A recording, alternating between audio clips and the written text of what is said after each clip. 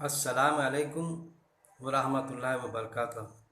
آج ہم مسلم معاشرہ، امت مسلمہ، ان کے حالات اور علماء حضرات کے ایٹیٹیوڈ، ان کا رد عمل، اس پر کچھ غور کریں گے۔ جیسا کہ ایسے حالات کہ ایک عام مسلم اسلام کو سمجھنے اور سمجھانے، اس کو تو یہ معلوم ہے کہ وہ پیدائشی مسلمان ہے، مسلمان کے پیٹ میں پیدا ہوا ہے، اس کا ایمان بھی قرآن پر ہے۔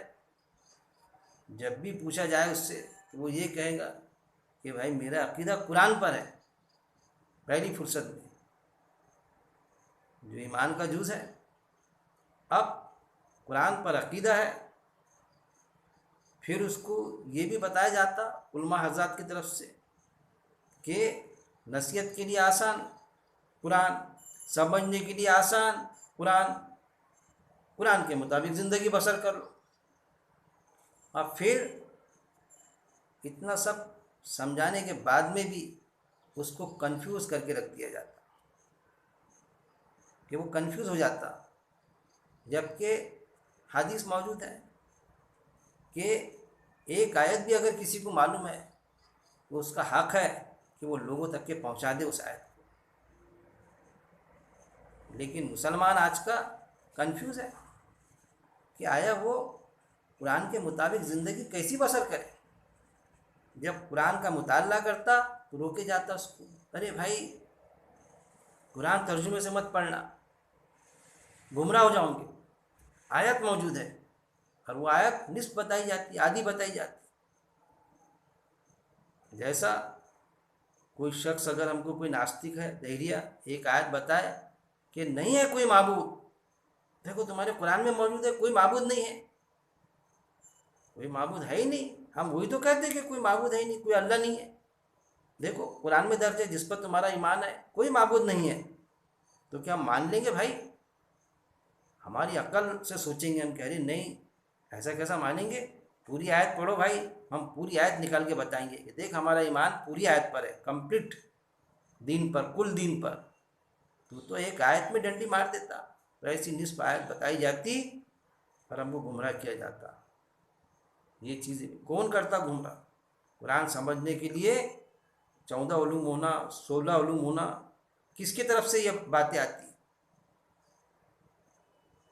پھر مدرسے سے فارغ ہونا، کس کی طرف سے آتی ہے باتیں؟ یہ ساری شکلوں کو ایک عام مسلمان نے سمجھنا چاہیے۔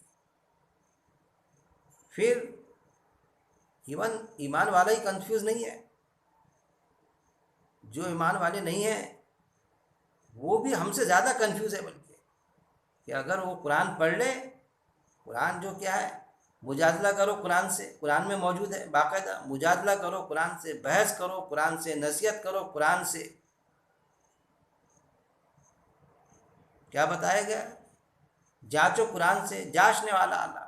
فرقان، سورہ فرقان میں موجود ہے، حق اور باطل کے فرق کو کھول کے رکھ دینے والی کتاب قرآن۔ اتنا سب ہونے کے بعد میں قرآن کی آیتوں پر کوئی بحث نہیں، قرآن کی آیت سمجھنے سمجھانے کے لیے کوئی تیار نہیں، یا جو تیار ہے تو ان کی آوازیں دب کے رہ جا رہی ہے، اس پر کم محنت لیکن خود کے غرض۔ یہ شکلیں باوجود اس کے رہنے کے بعد میں اب غیر مسلم بھی ایسا کنفیوز کہ قرآن پڑھ لیا، پھر عقل سے سوچیں گا، قرآن پڑھا تو قرآن میں تو اس کو وہ بات سمجھ میں آ جاتی کہ اہل عقل نصیحت حاصل کر لے، کیا تم عقل سے کام نہیں لو گے؟ ہے قرآن میں عقل سے کام لینا ہے، کیونکہ اس کا عقل کا تقاضا تھا، سوچ رہا تھا وہ کہ کوئی تو جو نظام ہستی چلا رہا ہے اور وہی خدا ہے، وہ ایک ہے جو چلا رہا ہے۔ اگر ایک سے زیادہ ہوتے تو کوئی مشرق سے سورج نکالتا، کوئی مغرب سے۔ گویا کہ اس نے جب قرآن پڑھا تو اب وہ ایمان میں داخلے کے لیے سوچتا کہ میں ایمان میں آ جاؤں، تو جیسی سوچتا، سوچنے کے بعد میں اس کو جب دکھتا منظر ادھر، اگر عقل کے گھوڑے ذرا اور زیادہ دوڑائے وہ، اس کو دکھتا کہ میں کون سے مسلک سے جڑوں۔ پہلے تو وہ دکھتا اس کو، 4 مسلک دکھتے بھائی، پھر کون سے مسلک کا بنوں میں، کیونکہ اس کو تو بہکانے والے بھی ہوتے ہیں نا کہ بھائی تو ایمان تو لا رہا ہے لیکن دیکھ کون سی مسلک سے جڑے گا. پھر ایک کسی مسلک سے جڑ گیا کسی ایک مسلک سے، تو پھر فرقے بھی دکھتے معاشرے میں، مسلم معاشرے میں فرقے بھی موجود ہیں. میں کون سے فرقے سے جڑوں؟ وہ سوالیہ نشان کھڑے ہوتا، اس کی عقل اس کو دوڑاتی ہے. دیکھ سوچ تو کون سے فرقے سے جڑے گا. پھر فرقوں پہ نگاہ ڈالتا تو جتنے بھی فرقے ہیں سب ایک دوسرے کو کافر کہتے، میں ہم ایمان والے اور یہ دوسرے کافر ہیں، فتوے لگاتے، سب ایک دوسرے کو کافر بولتے. اور جب وہ سوچتا ہے کہ میں تو سب کو ان کو ایمان والے سمجھتا تھا کہ سب مسلمان ہیں، کل ملا کے جنرل سب جو عام انسان ہے، عام مسلمان ہے، عام انسان نہیں بولنا چاہیے، انسان تو ہے، مسلمان بھی ایمان انسان ہی ہوتا. ایسا انسان جو ایمان والا ہے تو ایک عام مسلم، ایک عام ایمان والا، تو یہی کہتا کہ بھائی سب ہم مسلمان ہیں، ہم مسلم ہیں. وہ جو اس کا مزاج ہے کوئی غلط مزاج نہیں ہے. اس شخص سے قرآن کی آیت ہے، اس شخص سے بہترین اور کس کی بات ہو سکتی ہے کہ لوگوں تک وہ اللہ کی بات پہنچائے، یہ کہے کہ میں مسلم ہوں، خود بھی چلے اس پر اور کہے کہ میں مسلم ہوں. تو ایک عام مسلمان تو یہ تسلیم کرنے کے لیے تیار ہے کہ ہم سب مسلم ہیں. لیکن پرٹیکولر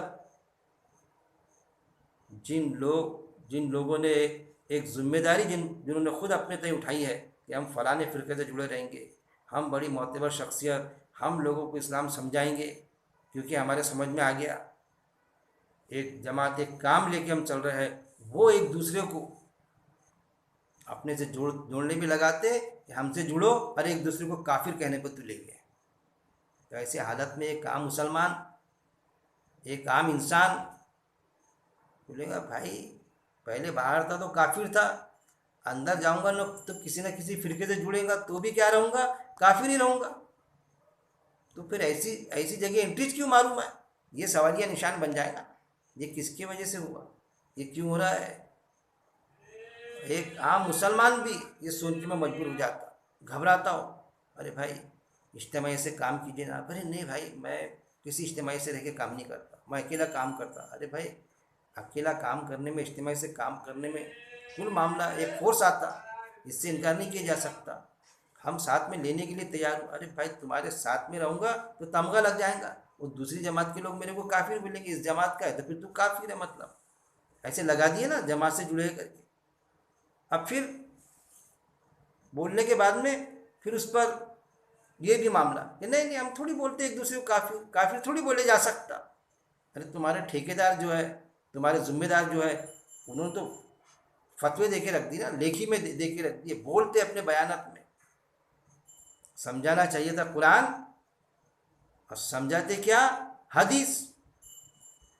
ارے بھائی حدیث پر تو ایمان ہونا چاہیے، ہے ہمارا، میرا بھی ہے، ہر ایمان والے کا ہونا، ایک عام مسلمان کا بھی، ایک عام مسلم کا بھی اس پر ایمان ہے. لیکن پرائرٹی کس کو دی جائیں گی؟ قرآن کو. اللہ کے رسول صلی اللہ علیہ وسلم نے اپنی حیات زندگی میں قرآن کے سوا کوئی کتاب لکھا کے لیا. حدیثیں 200-250 سال بعد، یا کوئی کہتا ہے تاریخ میں آتا ہے 60 سال بعد لکھے گئی. اس کی حدیث سے انکار نہیں کیا جا سکتا، لیکن حدیث کو جانچنے کا اور ناپنے کا بھی تو کوئی آلہ ہونا چاہیے نا. حدیث میں تو جانچے جائیں گی نا. تو یہ سارے علماء حدیث کے معاملے میں، زیادہ تر ذمہ دار قسم کے علماء، ایک دوسرے کے بحث میں بالکل کیا تھا معاملہ کہ ان کے پاس میں ٹی وی حرام تھا، ٹی وی حرام ہے، تصویر حرام ہے، یہ ساری چیزیں تھیں. اب کیا ہوا؟ یوٹیوب میں دیکھے کہ قرآن کی دعوت دی جا رہی ہے تو اب ٹی وی بھی حلال ہو گیا، یوٹیوب بھی حلال ہو گیا، ڈیبیٹس بھی حلال ہو گئے. اور بالکل جو جس جماعت سے اجتماعیت سے جڑا تھا وہ اجتماعیت کا عقیدہ تھا کہ ٹی وی حرام ہے، تصویر حرام ہے، تب ٹی وی، تصویر سب حلال ہو گیا. ایسا کہ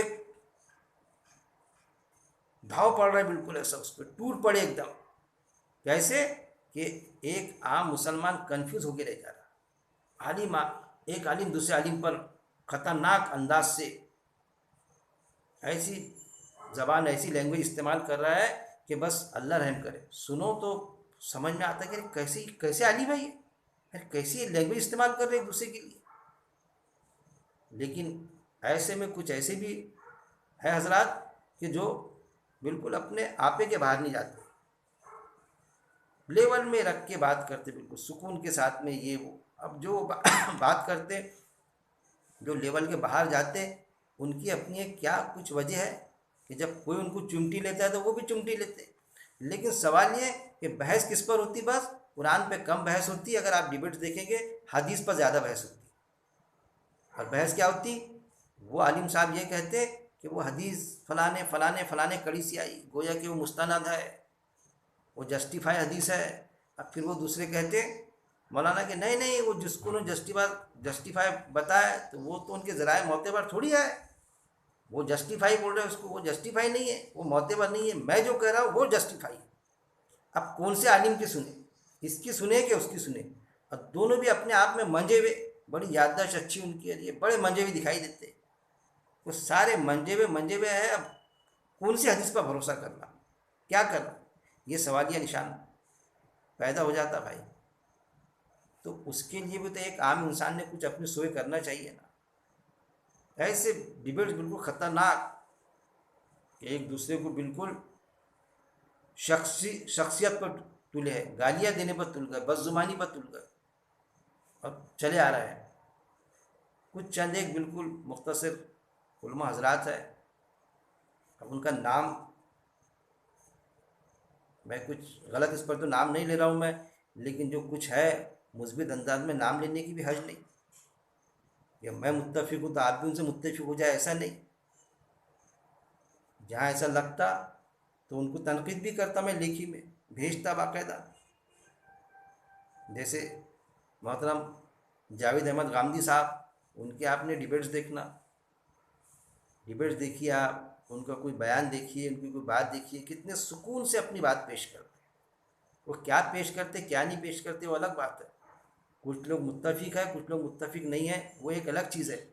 لیکن وہ ایسی شخصیت ہے کہ کبھی کسی کو کوئی کتنا بھی کہے پلٹ کے الٹا سیدھا جواب میرے دیکھنے میں تو ابھی تک کی نہیں آیا. آڑا ٹیڑھا الٹا سیدھا جواب، یا اس کی چھبی پر کچھ، اس کی ذات پر کچھ ایسا یہ کرنا، ایسا کبھی پیش نہیں کرتے. دوسرے ایک محترم طارق جمیل صاحب، کسی بھی جماعت سے جڑے رہے وہ نہیں، لیکن بڑے سکون سے اپنی بات پیش کرتے. کبھی کسی پر، کسی جماعت پر یا کسی فرد پر ایسا کوئی غلط الفاظ یا غلط ٹیکا جھنجھلاٹ میں کوئی بات ایسی پیش کر دینا، میں نے تو کبھی کسی ڈیبیٹس میں یا ان کے بیان میں ایسا نہیں دیکھا. ہاں جہاں ایسا لگتا تو ان کی کسی بات جو قرآن سے ایسے ٹکراتی مجھے نظر آتی ہے، میں تنقید بھی پیش کرتا باقاعدہ ان تک کے. لیکن اس پر بھی ان کا کوئی ایسا منفی کوئی الٹا سیدھا ریئیکشن کبھی ایسا آیا نہیں. اور اس کے مقابلے میں آپ دوسرے دیکھو، مجھے دو دکھائی دیے بھائی. ان کے علاوہ تو اور اتنا میں یوٹیوب بہت دیکھتا ہوں میں باقاعدہ، کیونکہ قرآن کو سمجھنے کے لیے، سمجھانے کے لیے قرآن بھی پڑھتا ہوں، مطالعہ بھی کرتا ہوں. تو دوسرے عالموں کے جو، اور خاص طور پہ کچھ ایسے عالم میدان میں ہیں کہ بس ایک دوسرے پر بالکل اناف شناف بکنے کے لیے تیار ہے، باوجود ان کے کہ بہت قابل شخصیت ہے، وہ بہت قابل شخصیت، اتنی معلومات، اتنا یہ ان کو. لیکن بحث کس پر ہوتی؟ بس حدیث پر.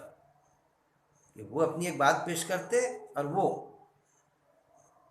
ایسی سے ایسی حدیث اور ایسی معتبر ذرائع، وہ ایسے سے ایسے معتبر ذرائع. اور ایک عام مسلمان کنفیوز ہو کے رہ جاتا کہ میں کس کی سنوں، سارا فلو حدیث کی طرف. میرے بھائی سوچنے کا مقام ہے، جب ہمارے پاس جانچنے والا اللہ موجود ہے قرآن، تو پھر حدیث کو ہم قرآن سے کیوں نہیں جانچ لیتے؟ پھر جیسے سنار کے پاس جائے، میں ہمیشہ اپنے درست میں کہتا ہوں کہ 7-10 پیڑھی کا سونا ہے ہمارا گولڈ، ہم کروڑ پتی سمجھتے تھے. جب کوئی سوالیہ نشان کھڑے کر دے اس پر، تو پھر ہم پیڑھی کی طرف کیوں جائیں گے کہ میرے دادا پردادا وہ بہت معتبر شخصیت تھی اور وہ اس کو گولڈ سمجھتے تھے، پھر اس کے پہلے والے اور وہ گولڈ سمجھتے تھے، اور وہ معتبر شخصیت اور یہ معتبر شخصیت اور وہ فلانے اور یہ ٹھکانے، ادھر کیوں جائیں گے؟ جانچنے والا اعلیٰ ہے سنار کے پاس، میں سنار کے پاس جاؤں گا، بولوں گا بھائی دیکھو یہ گولڈ ہے کہ کیا ہے. سنار کہیں گا، کہہ رہے نہیں بھائی یہ گولڈ ہے بالکل. 24 कैरेट का है ये, तो मान लूँगा जांचने वाले आला की। सुनार का थोड़ी सुन रहा हूँ, वो आला बता रहा है बाकायदा, जांचने वाला आला। और सुनार कहेगा कि नहीं ये गोल्ड नहीं, ये तो एक मामूली धात है, 200 300 500 रुपये किलो वाली है ये, तो वो भी मानना पड़ेगा फिर मेरे को। ऐसा नहीं कि मीठा मीठा मान लूँगा कि गोल्ड है तो मान लिया, जब उसने कहा कि गोल्ड नहीं है, ऐसा कैसा तुम बता रहे गोल्ड नहीं है, 7 पीढ़ी से होता आ रहा है हमारा गोल्ड समझे, तो क्या वो 7 पीढ़ी के जो थे बड़े बड़े मोहतबर शख्सियत, वो क्या बेवकूफ़ थे, वो क्या झूठे थे? वो बोलेगा भाई उससे कोई मतलब नहीं है मेरे को, झूठे थे बेवकूफ़ थे क्या थे, वो बहुत सच्चे थे, लेकिन बाद वालों ने मिलावट की होंगी तो गोल्ड में, उनके वक्त में गोल्ड होगा, कुछ बदमाश आए बाद में जिन्होंने मिलावट कर दिए। तुम वो फला कड़ी को कड़ी पकड़ रहे, मैं तुम्हारे बुजुर्गों को कहाँ पूरा कर रहा हूँ, मेरे तो सामने ये जो चीज़ आई तो इसको मैं जांच रहा हूँ। तो दुनिया के मामले में तो बराबर समझता है कि हाँ सुनार ने बोला नहीं गोल्ड नहीं है, तो सारा हम पीढ़ा पीढ़ी का सब भूल जाते, कितनी भी मौतें हो शख्सियत, अरे वो तेरे परदादा ऐसा वैसा उनका लिखा हुआ ऐसा, उन बोले थे ना ये गोल्ड है करके, ये हार तो गोल्ड है, सोना है ये, अरे नहीं नहीं सोना नहीं है, आलिम में सोना नहीं दिया, उन्होंने क्या झूठ बोले, अरे झूठ नहीं बोले होंगे, किसी ने गलत बता दिया होगा उनको। वो मोहतबर शख्सियत की बेइज्जती करना थोड़ी मकसद होता, हाँ वो सच होंगे लेकिन किसी ने गलत गाइडलाइन कर दिया उनको, जो सोना नहीं था सोना करके बेच डाला, उनको खरीद लिया, उनको घुमा दिया उसने, यही समझेंगे ना हम। तो दुनिया के मामले में बराबर समझता, लेकिन कुरान के मामले में, कुरान नहीं ईमान के मामले में बोलना चाहिए, ईमान के मामले में, ईमान के मामले में जब जांचने वाला आलम मौजूद है हमारे पास में, जिस पर हमारा ईमान है कुरान पर, जिस पर पहले के जो हजरत थे उनकी बाकायदा उस पर ही प्रैक्टिस थी, काय पर प्रैक्टिस थी उनकी, उसी पर प्रैक्टिस थी उनकी, बावजूद उसके कि हदीसें मौजूद थी। ये भी वाक़यात मिलेंगे कि हदीसें लिखने से मना किया गया, आप ससम के वक्त में बयान होती थी सिर्फ लिखी नहीं गई, आप ससम के वक्त में किसी की हिम्मत नहीं कोई हदीस लिखे, हाँ बयान करते थे एक दूसरे से, जैसा हम बयान करते अच्छाई है वाक़यात कि भाई कितना अच्छा फैसला किए, क्या फैसला किए हमारे हाकिम साहब ने, कितना अच्छा पढ़ाया जो उस्ताद ने हमारे, कितनी अच्छी तालीम दी है, हम करते ना अच्छी बातों का, जैसे आप ससम के फैसलों के तस्करे, आप ससम की अच्छी बातों के तस्करे करते थे एक दूसरे से, जिसके लिए मना नहीं फरमाया आप ससम ने उस वक्त में, लेकिन किसी ने नहीं लिखा, न आप ससम में लिखा वो तस्करे कुरान के अलावा, न किसी से लिखवाया, बल्कि ये कौल भी मिलता है आप ससम का, देख लेना आपने है कि नहीं ये कौल, कि मैंने क्या कहा मैं उसका मुकल्लफ, मैं उसका जिम्मेदार हूँ, तुमने क्या सुना और क्या समझा उसका जिम्मेदार मैं नहीं हूँ, साफ अंदाज में ये कौल भी मौजूद है। यहाँ ऐसी हदीस मौजूद है जो कुरान से टकराती, कुछ चंद हदीसें, तो ये हदीस भी मौजूद है जो कुरान की तर्जुमानी करती, जो कुरान की तरफ रागिब करती,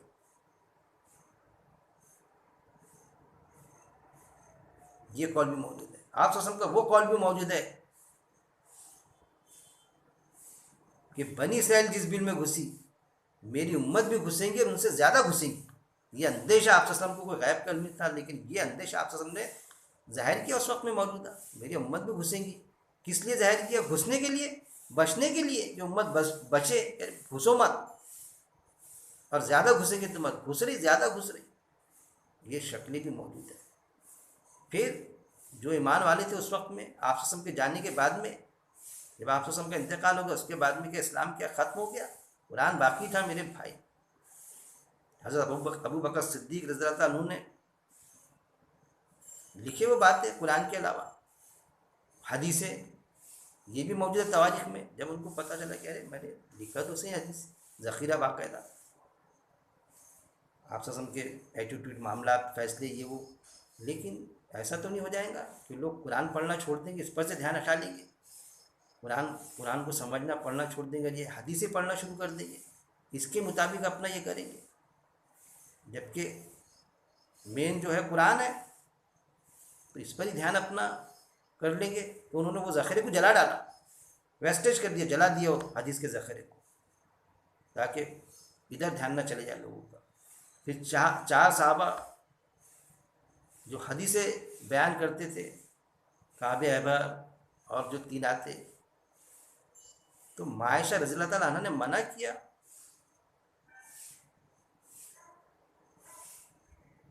एक साहबी को 4 में के नहीं, 4 के अलावा अबू हुरैरा रज़ियल्लाहु ताला अन्हु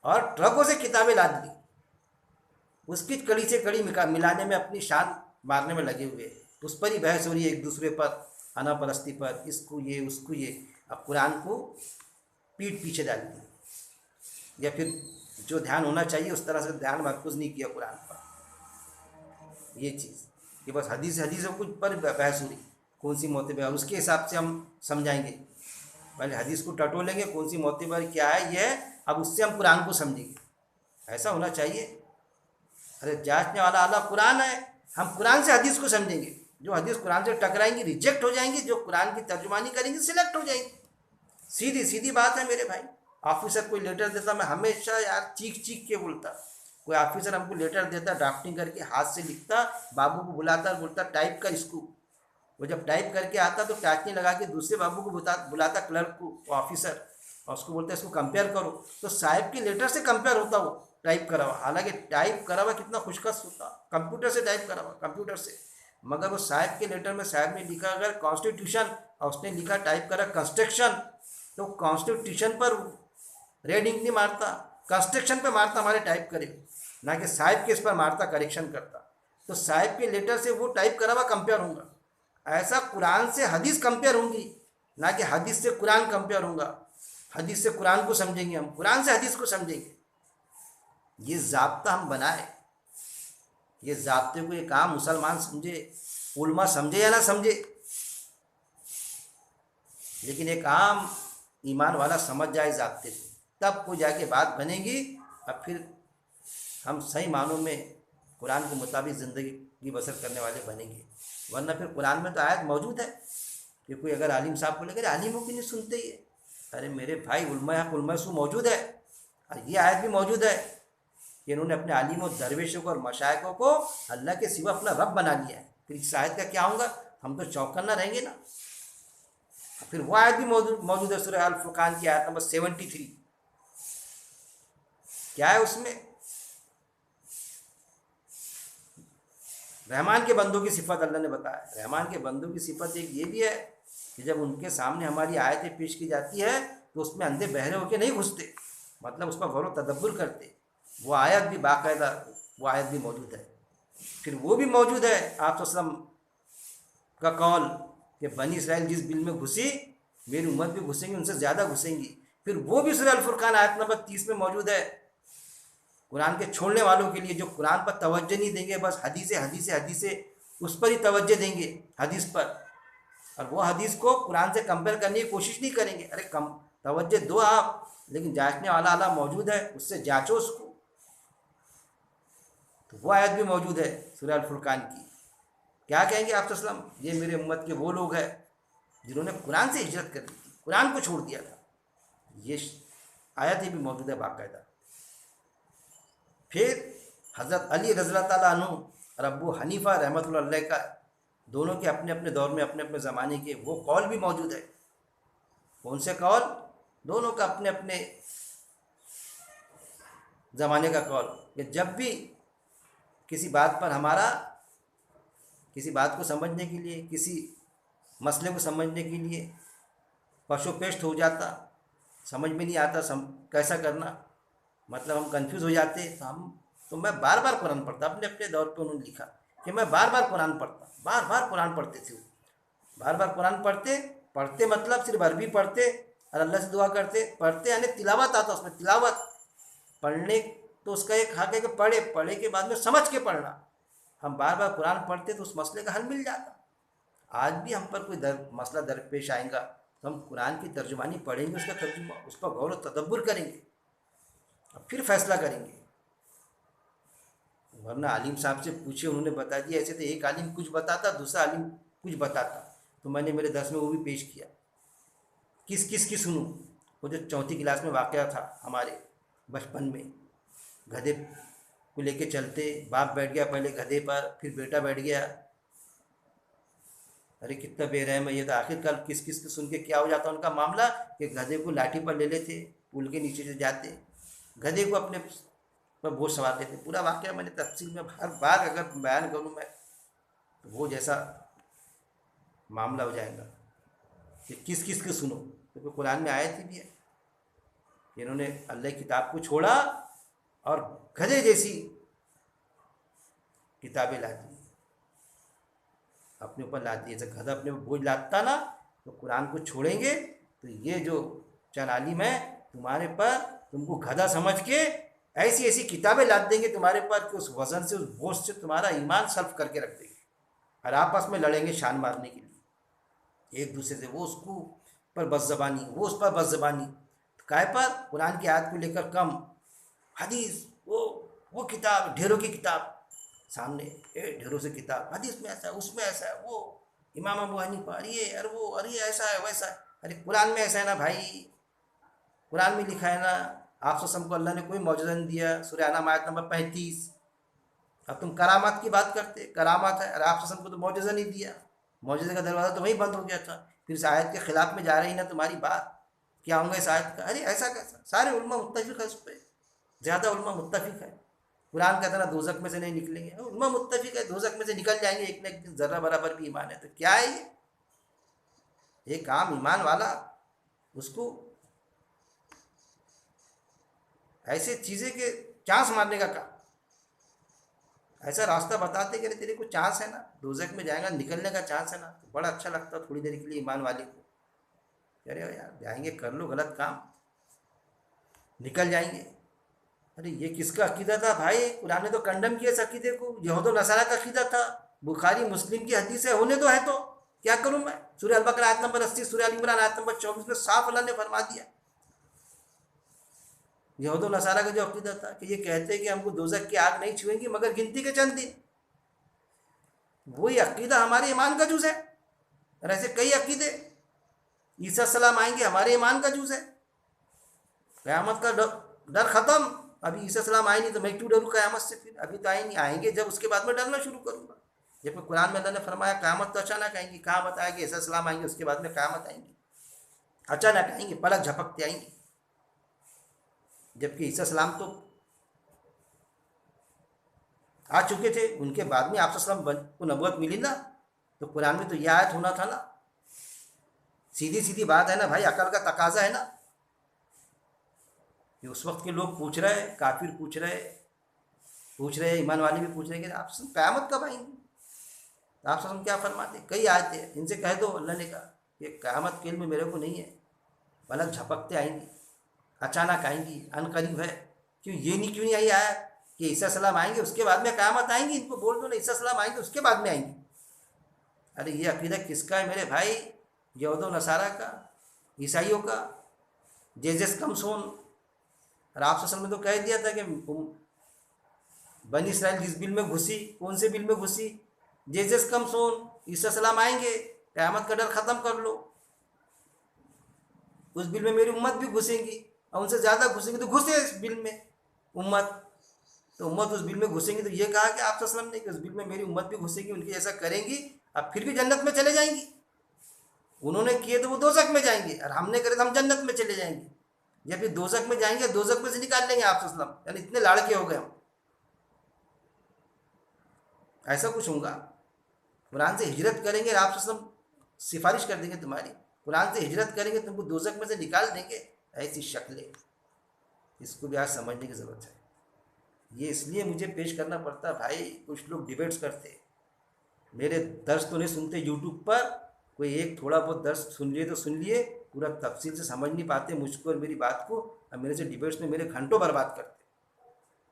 میرے خود دوست کا لڑکا 3-4 دن سے پریشان کر دیا مجھے، یہ جوابت دینا پڑ رہا ہے. دوستی کا تقاضا، تعلقات کا تقاضا، اس سے ہمدردی محبت ہے، جوابت دینا پڑتا. دیا جواب، اتنا کہ میرے درس قرآن جو میں پیش کرتا اس میں میرے کو تاخیر ہوگی، کہ جو ساری دنیا تک کے بات کو میں پہنچاتا. ہاں لوگ کتنے بھی سنے، اس سے میرا مطلب نہیں، اپنی بات میں پیش کر دیتا لوگوں کے سامنے کہ قرآن پر ایک عام انسان قرآن پر کے مطابق اپنی زندگی بسر کر لے، اپنا مزاج قرآن کے مطابق بنا لے، جیسا اس وقت میں بنایا تھا ہوتا تھا. حضرت عمر رضی اللہ تعالیٰ عنہ کا واقعہ بھی ہے کہ جب آپ وسلم کا انتقال ہوا تو محبت کا تقاضا تھا سرکار کے، یقین نہیں آیا ان کو، آج تلوار نکال لی حضرت عمر رضی اللہ عنہ نے، ہو نہیں سکتا. انتقال ہو گیا, کچھ بھی بولتے, کوئی بولے گا تو گردن کاٹ دوں گا. یہ چلے گئے آپ مر گئے اس دنیا سے, یہ انتقال ہو گیا, ہو نہیں سکتا. محبت کا تقاضا, سب پریشان, کوئی ان کے سامنے جانے کو تیار نہیں. ابو بکر صدیق رضی اللہ تعالیٰ آئے, قرآن کی آیت پڑھی, جو بھی حدیث میں آتا جو آیت پڑھی انہوں نے, جیسا سورہ زمر آیت نمبر 30 میں ہے, بے شک آپ کا انتقال ہونا ہے اور یہ بھی ایک دن مر جائیں گے. اب یہاں پر عربی متن میں دونوں جگہ پر کیا آیا ہے, موت آیا ہے, لیکن یہاں پر ہمارے لیے مرنا اور آپ کے لیے انتقال ایسا ہے, دونوں جگہ انتقال لے لینا تھا ترجمے میں, یہ چیزیں. پھر سورہ ال عمران آیت نمبر 144 میں بھی ہے, اگر ان کو آپ کو موت آ جائے یا ان کو قتل کر دیا جائے تو تم پھر جاؤ گے. وہ بھی چیز ہے کہ آپ کو اگر موت آ جائے یا کوئی قتل کر دے تو کیا تم ایمان سے پھر جاؤ گے, یہ چیز. تو اور بھی آیتیں موجود ہے, اس پر بھی ہم درس قرآن لیں گے انشاءاللہ. تو کہنے کا مطلب یہ کہ حضرت عمر رضی اللہ عنہ کہ قرآن پر ایمان آیتیں ان کے سامنے نازل ہوئی, آپ صلی اللہ علیہ وسلم وہ آیتیں پیش کر دی, لیکن محبت میں ایسے یہ ہو گئے کہ آیت سے تھوڑے یہ ہو گئے کہ آیت یاد دلانے پڑی. جیسی یاد دلائے تو پھر ایک دم تلوار نیچی کر دی, پھر آیت کے سامنے تو سرنڈر ہو گئے. اس ٹائم پہ تھوڑی یہ کہا فلانی حدیث, آیت پیش کرتے تھے صحابہ ایک دوسرے کے سامنے, آیتوں سے بات ہوتی تھی, تلوار نیچے کر دی, پھر تسلیم کر دی اس چیز کو. قرآن کی آیت سے تو انکار نہیں کیا جا سکتا. واقعات ملتے ہیں, ایسا وہ واقعہ حضرت عمر رضی اللہ عنہ کا وہ بھی واقعہ موجود ہے کہ حکم نامہ جاری کیا کہ بہت لوگ مہر باندھ لیتے تھے, عورتیں خواتین زیادہ مہر باندھتے تھے. ایک حکم نامہ نکالا کہ ایک میعاد مقرر کی اس کی, اس سے زیادہ نہیں باندھیں گے. اب جا رہے رستے سے, حالانکہ بڑے تیز تھے حضرت عمر رضی اللہ عنہ, ایک خاتون نے راستہ روک لی, اے عمر خلیفہ آپ نے تو ہمارا حق مار دیا. ارے میں نے حق, ہاں عورتوں کا خواتین کا حق مار دیا, کیسا حق مارا؟ اللہ نے قرآن میں تو فرما دیا کہ عورت کتنا بھی مہر باندھ سکتی, پورا حق حاصل ہے, کتنا بھی باندھ سکتی, پہاڑ برابر سونا بھی باندھ سکتی, اس طرح سے آتا اس میں واقعے میں. اور ہے قرآن میں کوئی میعاد مقرر نہیں ہے. ایک عورت کے پاس رشتہ گیا, اس سے پوچھے تو وہ اگر یہ کہے کہ مجھے 1 ٹرک سونا ہونا مہر میں, اس کا حق ہے, وہ پٹتا تو کر, نہیں تو چلتے پھرتے نظر آ.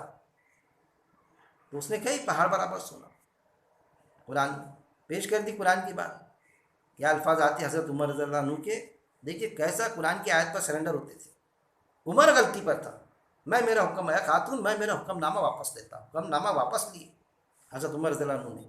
قرآن کی آیت پر کیسے سرنڈر ہوتے تھے کہ جب تلوار نکالی, ابو بکر صدیق رضی اللہ عنہ نے جب آیت پیش کی کہ آپ کا انتقال ہو چکا, تلوار نیچے. جب حکم نامہ نکالے, یعنی غلطی ہوتی تھی, مگر جب قرآن کی آیت پیش ہوتی تھی تو ایک عام خاتون راستہ روک رہی, وہاں پر تسلیم کر رہے. کس چیز سے دعوت دی جاتی تھی؟ قرآن کے ریفرنسز دیے جاتے تھے. کیا آج قرآن اپنی اس شکل میں موجود نہیں ہے؟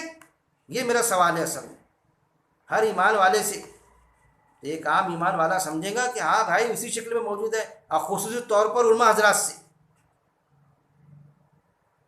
کہ قرآن کیا اس شکل میں موجود نہیں ہے؟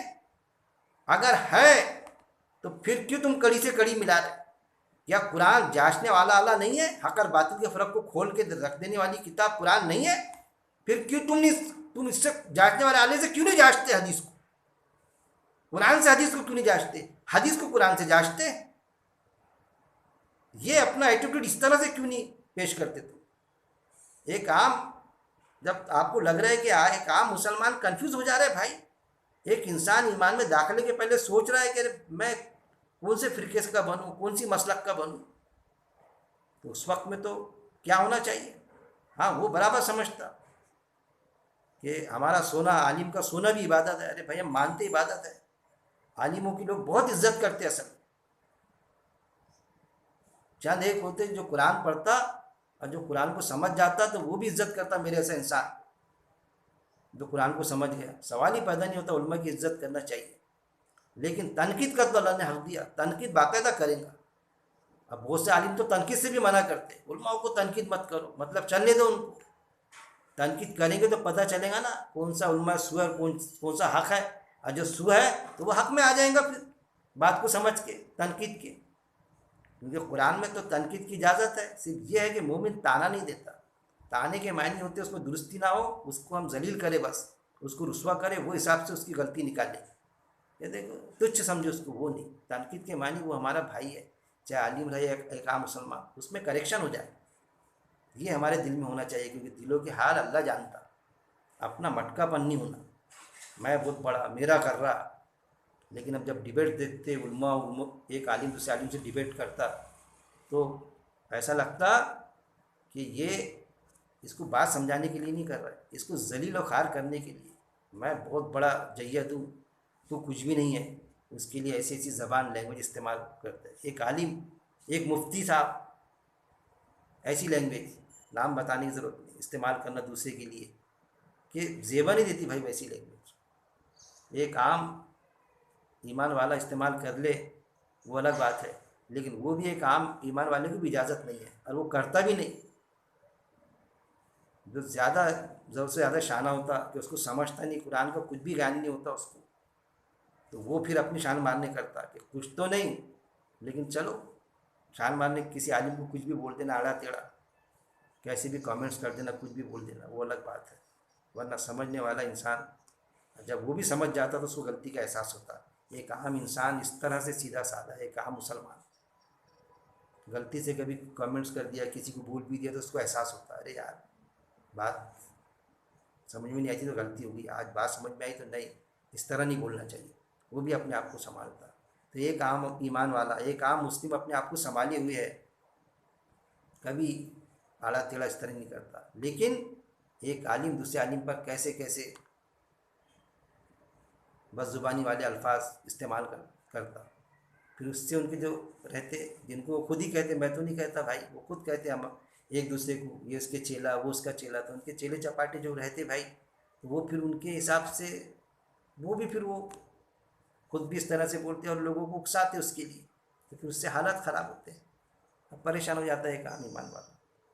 کہنے کا مطلب آج میں جو بات پیش کر رہا تھا اس کے تحت میں نے آج یہ چیز لیا کہ ایک عام مسلمان یہ سمجھ جائے کہ ہم قرآن کو ترجمے سے پڑھے، ترجمانی سے پڑھے، اور آیتوں پر غور و تدبر کرے، اور قرآن سے حدیث کو سمجھے، نہ کہ حدیث سے قرآن کو سمجھے.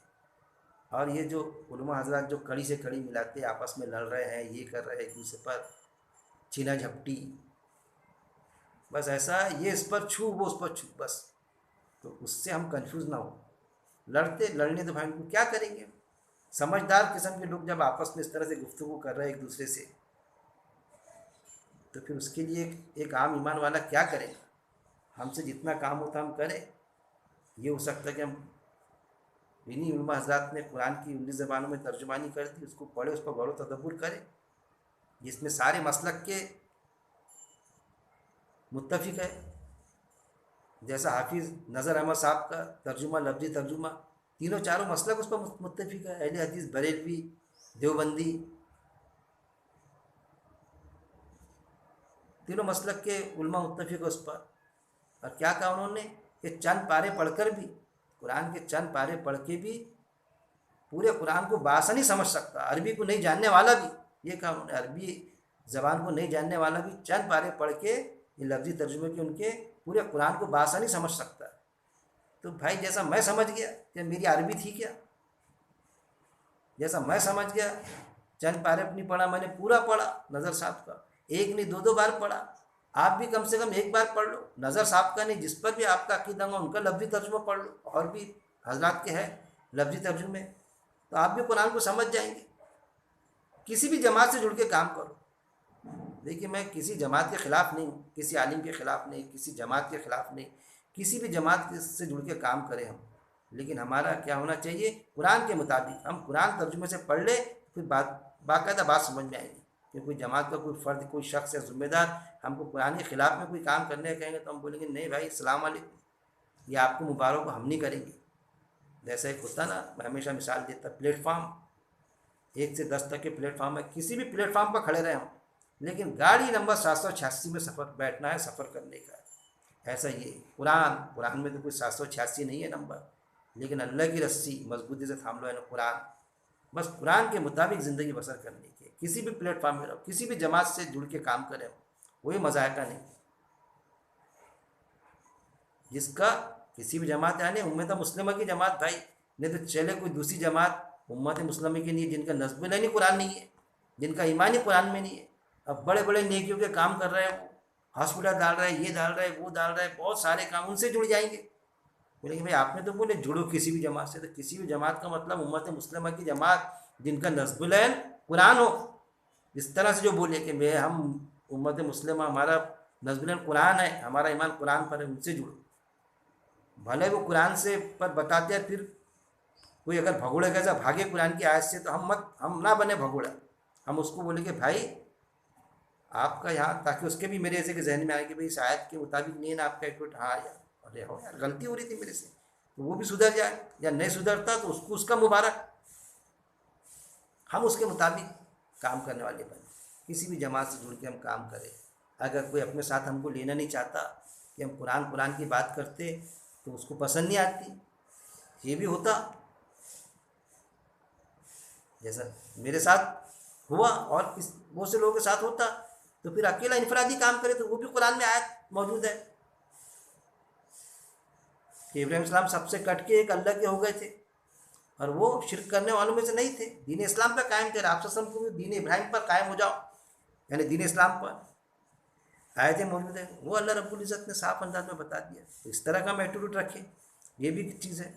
جب ایسا رکھیں گے تو ایک انفرادی شروع کریں گے تو لوگ جڑیں گے تمہارے ساتھ، تمہارے درس سنیں گے، یا تم کسی کا درس سنیں گے، بیٹھیں گے وہاں تو تمہارے بات سمجھ میں آئیں گی، تو وہ انفرادیت سے پھر اجتماعیت آٹومیٹک بنی گی. جیسے ابراہیم السلام قرآن میں بتا دیا کہ وہ اکیلے اپنے آپ میں امت تھے. یہ کہا کہ ایک انسان اکیلا ایمان والا ہے، اگر قرآن کو اس کا عقیدہ ہے اللہ کی بات پر، تو وہ انفرادی شکل نہیں ہے، وہ اپنے آپ میں ایک امت ہے. مطلب جیسے ابراہیم السلام تھے اس طرح اللہ نے ٹریٹ کیا، تو لوگ جڑیں گے، پھر بات بڑھیں گے آگے. پھر لوگ اپنے پلیٹ فارم سے آپ کو بولنے بھی لگائیں گے، درس دینے لگاتے. کبھی کچھ مجھے میں دیتا بھی ہوں دوسرے پلیٹ فارم پہ درس، کبھی کسی کو ناگوارا گزرتا تو ڈبل سے موقع بھی نہیں دیتے وہاں درس دینے کا، تو نہ دے. لیکن کوئی کمپرومائز نہیں ہوگا، جو قرآن میں وہ بات پیش ہوگی. تو درس دینے دے چاہے مت دینے دے، کوئی یہ نہیں. لیکن جب بھی دینے دیں گے تو قرآن کی بات ہوگی، وہی کہا جائے گا.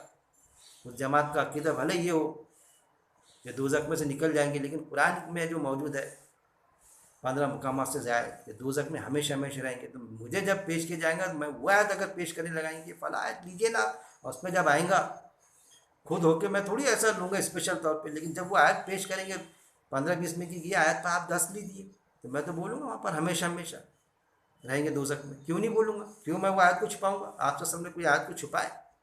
وہی تو چاہتے تھے آپ سے سب سے لوگ اس وقت میں یہود و نصارہ کہ تھوڑا کمپرومائز کر لو. تو وہاں تو جمع نہیں کمپرومائز کا معاملہ. لالچ دی گئی، طرح طرح کی اذیتیں دی گئی آپ وسلم کو. اچھی خاتون سے شادی کر دیتے، تم کو حکومت دے دیتے، حاکم بنائے تھے، وہاں جمع نہیں. لیکن بعد میں ہوا گھسڑ گھاسڑ، گھڑی گئی حدیثیں گھڑی گئی، اور ایسی حدیثیں جو قرآن کی آیت کے خلاف ہے، قرآن کی آیت کے خلاف میں جاتی، وہ حدیثیں ہمارے ایمان کا جز بنی ہوئی ہے بھائی.